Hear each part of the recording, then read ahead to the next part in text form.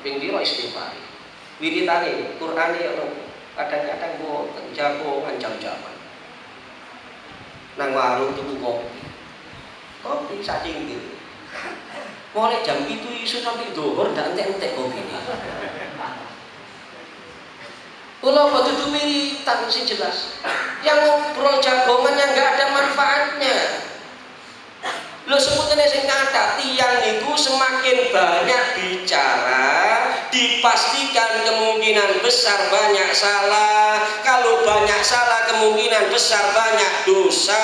Kalau orang menghadap Allah dosanya yang lebih banyak, lebih pantasnya masuk neraka daripada masuk surga.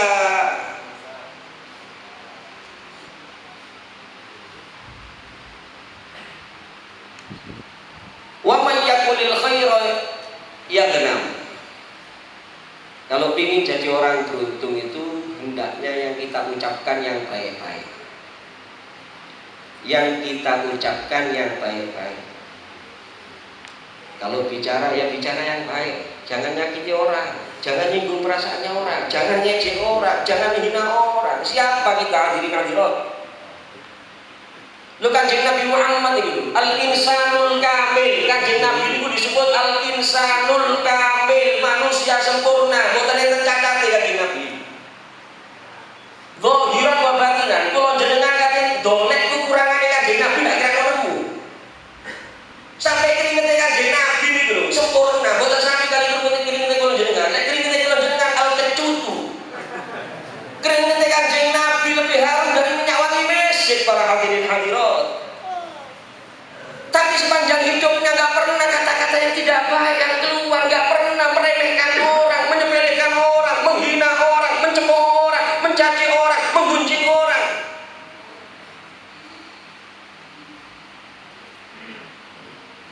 Kita nggak punya waktu, mari sibukkan dengan zikrullah, itu lebih manfaat. Singkatlah sholawat dengan Nabi. Diniati mulai saat pagi. Bicara yang nggak perlu kita tinggalkan. Jenengan di mana saja ada kesempatan perbanyak zikrullah, itu dipastikan lebih manfaat bagi kita dunia akhirat.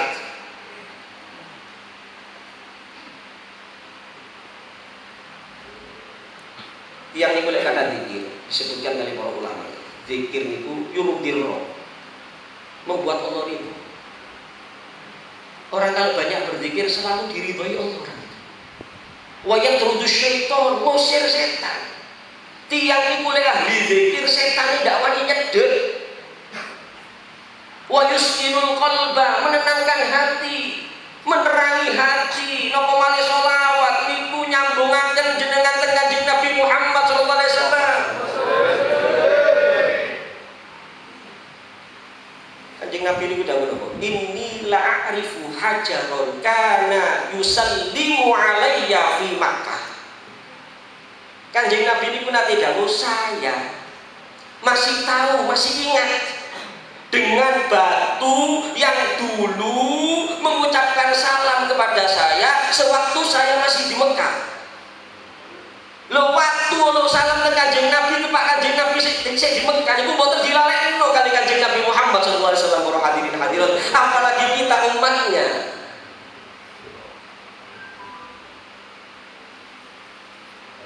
Enten setunggal sahabat namanya Abu Thalha. Pada satu saat keluar rumah ini panggil Kanjeng Nabi di tengah jalan.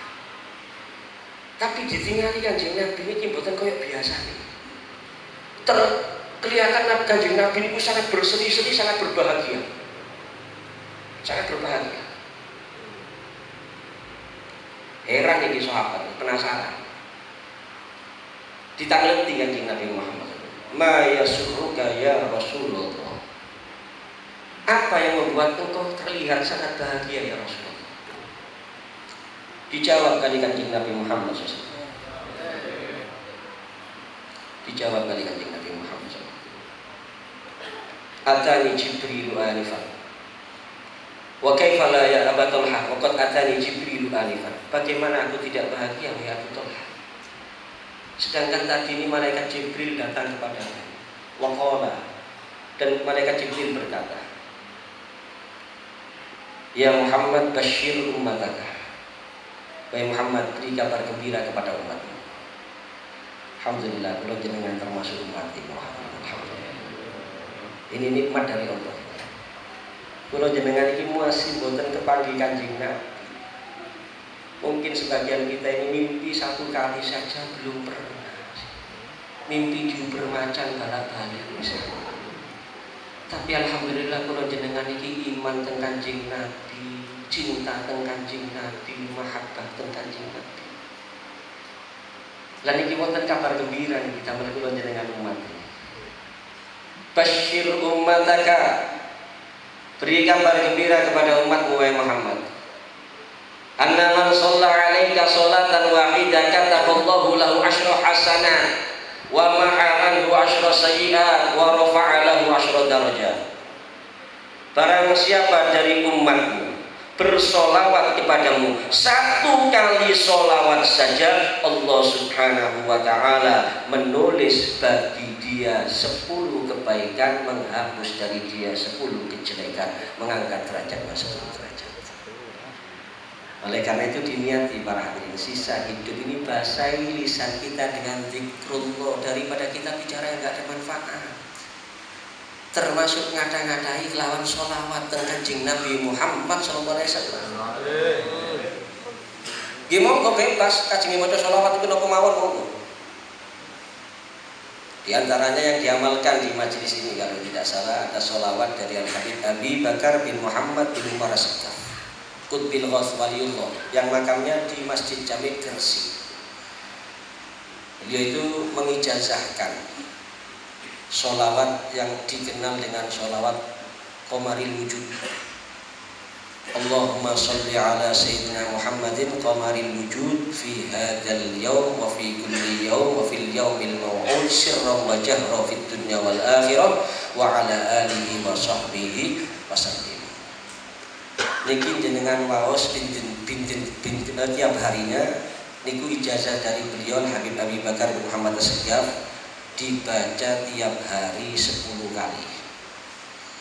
Cuma corone sing sae saderenge mulai maca niku diawali dengan bismillahirrahmanirrahim. Alhamdulillahirabbil alamin.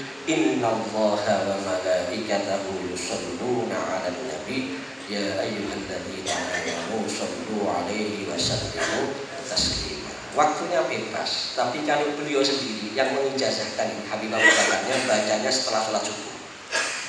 Beliau bacanya setelah sholat subuh dibaca 10 kali. Dan saya dengar dari abahnya Habib Abdullah, Habib Hasan Al-Fatih. Lebih sempurna lagi setelah baca sholawat Qamaril Wujud tadi 10 kali. Niku disambung malih dengan sholawat badar.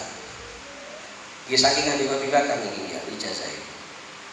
Diawali dengan bismillah, bismillahirrahmanirrahim. Allahumma sholli ala sayyidina Muhammadin qamaril wujud alladzi badal fid dunya wal ukhra wa ala alihi wa sahbihi wa sallim. Sing niki diwaca ping 3 sak mantune sing wau ping 10 nyambung. Tapi sing niki dimulai dengan bismillahirrahmanirrahim. Habib Abu Bakar menyatakan sholawat ini kalau diamalkan manfaatnya banyak sekali. Manfaatnya perkara satu makhluk yang lebih mulia di sisimu daripada aku. Engkau pilih aku di antara begitu banyak manusia sebagai utusanmu. Engkau ajak aku berbicara di Bukit Tursina. Mungkin saat itu hadirin hadirat, Nabi Musa itu beranggapan beliaulah yang paling mulia di sisi Allah Subhanahu wa ta'ala. Tapi mari kita dengar jawaban dari Allah Subhanahu wa ta'ala. Qala ama'alimta ya Musa, ama'alimta ya Musa anna Muhammadan akramu alayya min jami'i khalqi. Apakah kamu tidak tahu wahai Musa bahwasannya satu makhlukku yang bernama Muhammad itu lebih mulia dari seluruh makhlukku yang lain. Jadi nggak akan kita temukan yang lebih mulia dari Nabi Muhammad SAW. Oleh karena itu hadirin hadirat, kita nggak usah cari yang lain. Kita nggak usah menoleh kepada yang lain. Kita nggak usah terpengaruh dengan yang lain. Kita ingin mulia dunia akhirat, satu-satunya jalan agar kita mulia dunia akhirat teladani Nabi Muhammad SAW.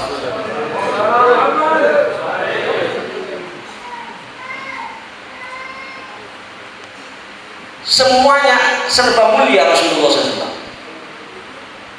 Tidak ada akhlak yang lebih mulia dari akhlaknya Nabi Muhammad SAW. Salah satu akhlak mulianya Rasulullah SAW. Dan ini harapannya kita bawa pulang dari majelis ini para hadirin. Di antara akhlak mulianya Nabi Muhammad SAW, beliau itu tidak pernah berkata dengan perkataan yang tidak baik. Kata-kata yang keluar dari mulutnya Nabi Muhammad tidak pernah kata-kata yang menyinggung perasaan orang lain, yang menyakiti orang lain. Beliau tidak pernah menghina, mencaci, mencemooh, menggunjing dan lain-lainnya. Semua yang keluar dari mulutnya Rasulullah SAW adalah kata-kata yang indah, yang membahagiakan hatinya orang lain, yang menyejukkan orang lain. Itulah perangai dan akhlak mulia dari Nabi kita Muhammad SAW. Oleh karena itu disebutkan dalam Maulid tiba, karena Rasulullah SAW laisa bi ghammasin wala ayyab. Nabi Muhammad SAW itu bukan tukang mengolok-olok orang lain, bukan tukang mencaci maki orang lain. Disakiti, diganggu, nggak keluar kata-kata yang jelek dari mulutnya Rasulullah SAW. Ketika perang Uhud, Nabi Muhammad luka parah. Sampai ada isu Nabi Muhammad itu terbunuh. Sebagian sahabat gak kuat sudah ngomong sama Rasulullah, ya Rasulullah, doakan agar mereka dihancurkan oleh Allah, agar mereka dilaknat oleh Allah Subhanahu wa Ta'ala. Apa jawaban dari Rasulullah SAW ketika sebagian sahabat berkata seperti itu kepada beliau? Beliau menjawab, innani lam ub'ats sabbaban wala fahasyan wala la'anan wa innama bu'ithu rahmatan Allahumma hdi qaumi fa innahum la ya'lamun. Gak keluar kata-kata yang jelek dari mulutnya Rasulullah para hadirin. Beliau berkata kepada para sahabatnya tadi, saya ini diutus bukan menjadi tukang caci maki orang atau bicara jorok atau melaknat. Saya ini diutus oleh Allah untuk menebarkan rahmat bagi alam semesta. Malah didoakan kaumnya yang menyakiti beliau, ya Allah beri hidayah kaumku, karena sesungguhnya mereka tidak mengerti, mereka tidak mengetahui, ya Allah.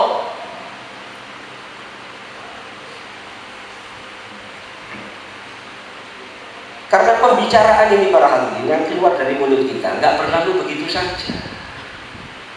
Ini yang perlu kita ingat. Bahkan dari setunggal hadis Kanjeng Nabi Muhammad SAW itu beliau bersabda, wahal yakubbun nasa finnari ala wujuhihim aw ala manahirihim illa hasaidu alsinatihim. Hal dalam hadis ini bukan lil istifham, bukan pertanyaan, tapi hal dalam hadis ini lil ikhbar.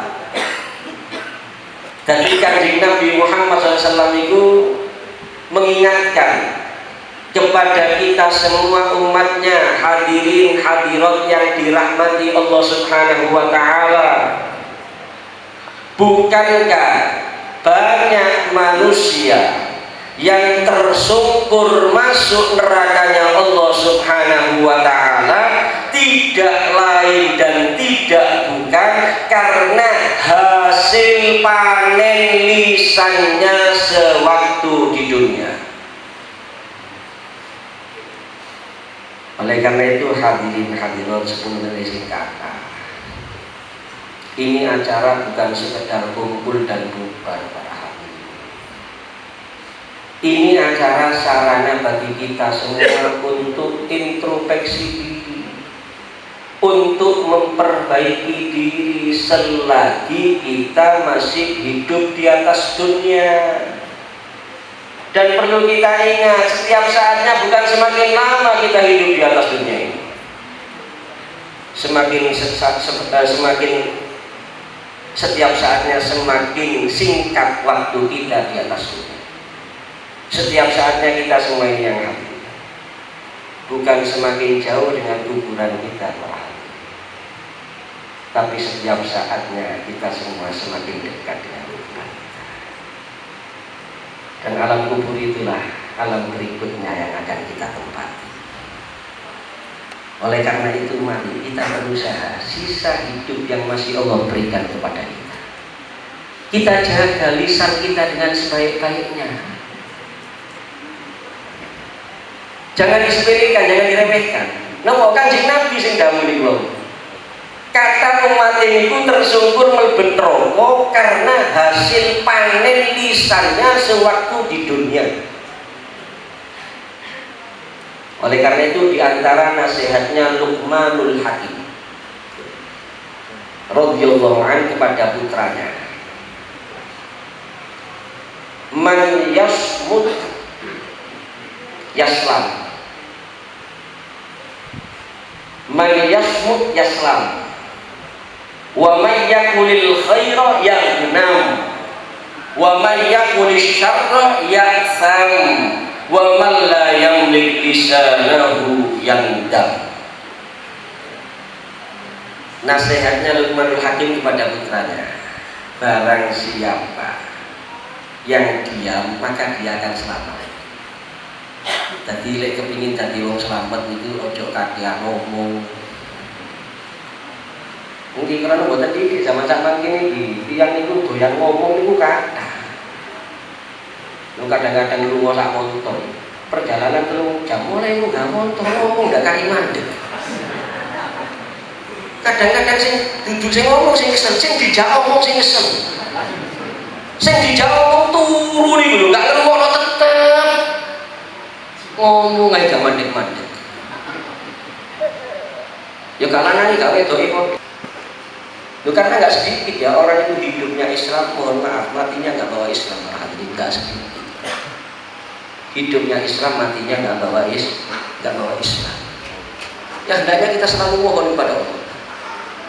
Kita kalau baca Ratibul Haddad, baca ya dzal jalali wal ikram, ya dzal jalali wal ikram, ya dzal jalali wal ikram, ya dzal jalali wal ikram, ya dzal jalali wal ikram, ya dzal jalali wal ikram, ya dzal jalali wal ikram, hamidna ala dinil Islam. Itu diantara apa? Doa yang kita berharap husnul khotimah, meninggal dalam keadaan Islam. Ada juga ajarannya Habib Abi Bakar bin Muhammad bin Umar As-Syafi'i, ijazah dari beliau. Dan insya Allah juga diamalkan di majelis ini. Baca zikrul jalalah. Karena ada riwayat, ada seorang yang mimpi umatnya Nabi Muhammad meninggal 1000 orang, yang meninggal dalam keadaan Islam cuma 2.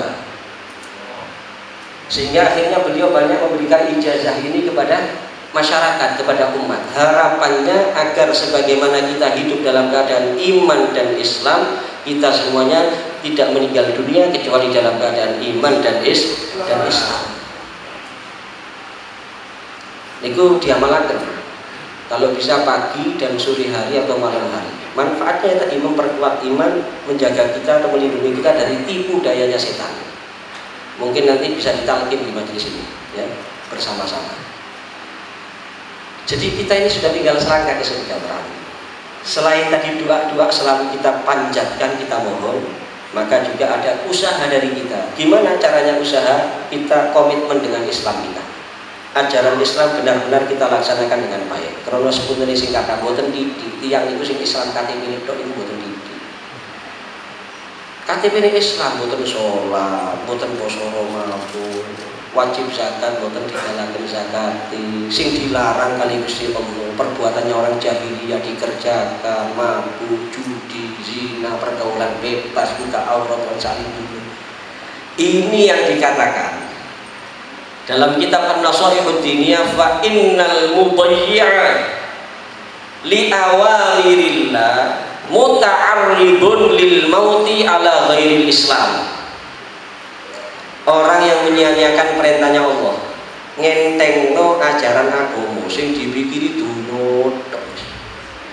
Pokoknya dia makan enak, minum enak, tidur enak, rumah tangga bahagia. Sudah, agama tidak dipikiri, jelas tidak dipikiri. Seakan-akan di dunia hidup selamanya, padahal dunia sementara akan ditinggal semua. Orang yang hanya memikirkan urusan dunia, menyepelekan urusan agama, perintah Allah ditinggalkan, larangan Allah dikerja, yang dicari kepuasan nafsu, kesenangan dunia. Ini kata Habibullah Haddad yang paling rawan meninggalnya nggak bawa Islam. Sholat tidak dipikiri, sholat tak sholat terserah. Dia mungkin tempat kerja, kali keluarga ini tonggone ditusi, dikafani, dibetul teng masjid, teng mushola, disolati, dikubur teng kuburannya yang Islam. Tapi ternyata indallah, di sisi Allah sudah tidak diakui lagi dia sebagai orang Islam.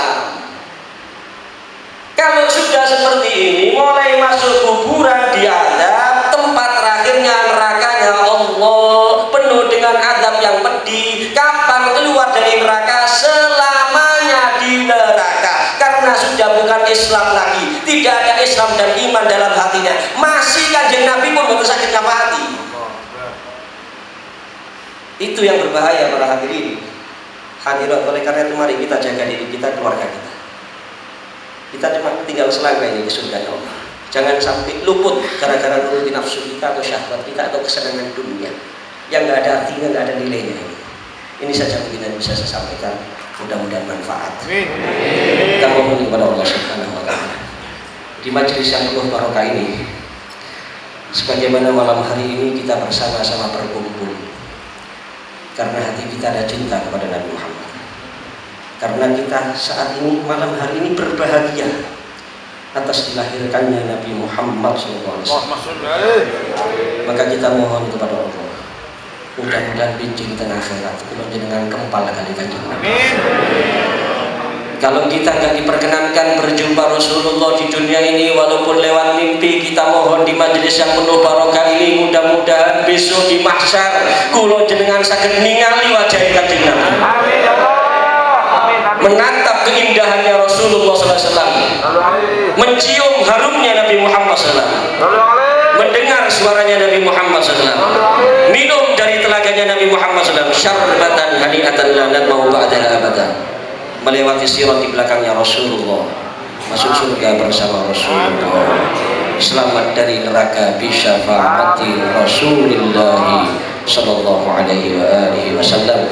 Amin ya rabbal alamin, amin ya rabbal alamin. Allahumma rzuqna minal ukuli awfaraha wa minal adhani asfaha wa minal a'mali azkaha wa minal akhlaqi atyabaha wa minal arzaqi ajzalaha wa minal afiyati akmalaha wa minad dunya khairaha wa minal akhirati na'imaha bihaqqi sayyidina Muhammad sallallahu alaihi wa alihi wasallam. Rabbi faj'al mujtama'na ghayatu husnul khitami wa'tina ma qad sa'alna min 'atayakal jisami wakrimil arwaha minna wakrimil arwaha minna wakrimil arwaha minna biliqa khairil anami wablihil mukhtara anna min sholatin wa salami. Jika ada kata-kata yang kurang berkenan, mohon maaf yang sebesar-besarnya. Assalamualaikum warahmatullahi wabarakatuh.